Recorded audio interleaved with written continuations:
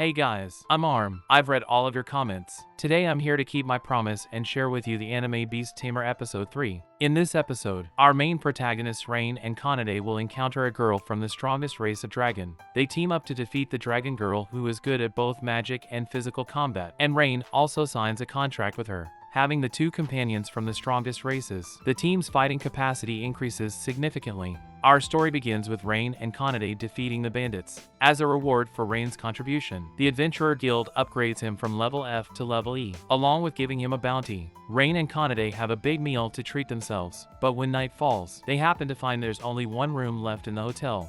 Rain intends to go find another hotel, but Kanade is so attracted to the room and doesn't want to leave. Wandering outside for years, Kanade rarely stays in a human hotel. The innocent cat girl has no guards, persuading Rain to stay because the bed is very comfortable.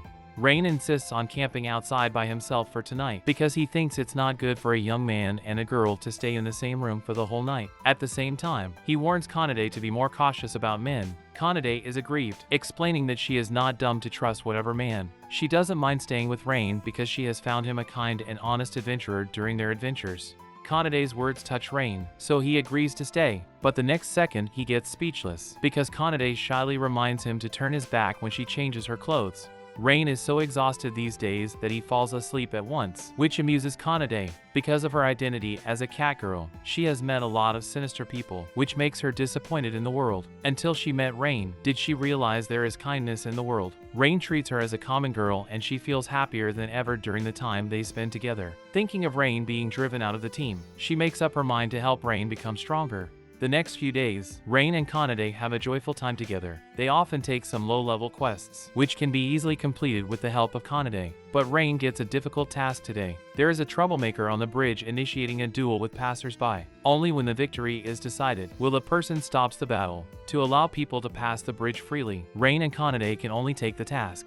Since Kanade has been in the wild, she even takes it a novel experience when walking on the bridge. While Rain is thinking about why those passers-by who got defeated don't want to reveal the troublemaker's appearance. Just then, a red dragon falls from the sky, turning into a red-haired girl Tanya after a puff of smoke.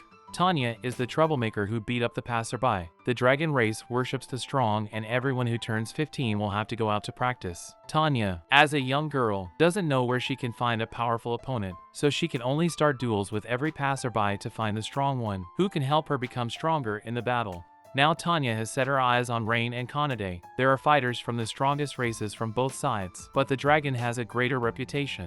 Tanya takes the lead and burns Kanade's tail with a long-range fire-breathing skill. Kanade gets furious and bursts our super-fast fighting power. Rain joins Kanade, but both of them get thrown to the sky by Tanya. Luckily, they have a tacit connection, dodging Tanya's flame attack by stepping on each other's feet. Rain feels Tanya's strength after the fight, and he can only win over her with his taming skill. He asks Kanade to buy him a few minutes. With absolute trust in Rain, Tanya agrees immediately.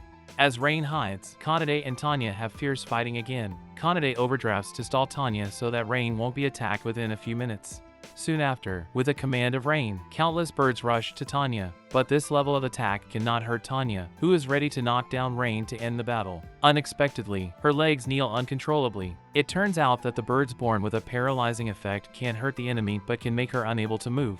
Though the dragon has amazing defense ability, Tanya can't bear such a huge number of paralyzing attacks. Therefore, she can only admit defeat. Tanya thought Rain would sell her, but Rain just asks her not to attack the passersby anymore. His bright smile lights up her mood, and it is her first time meeting such a kind human.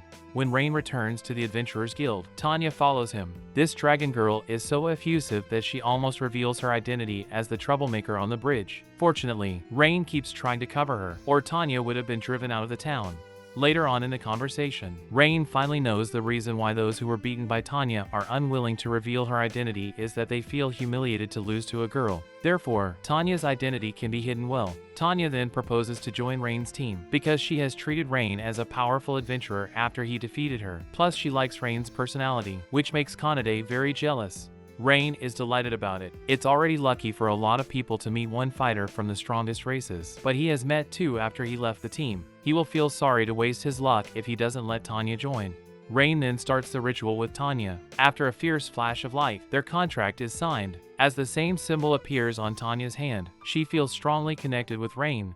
As Rain is getting lucky enough to win a lottery, his former companions fall on a hard time. Without Rain, they are distracted to worry about the logistical supplies during adventures, nearly losing their lives in the forest. The leader intends to deceive Rain back to help them complete their task for this time, and then drive him away. That brings the end of episode 3.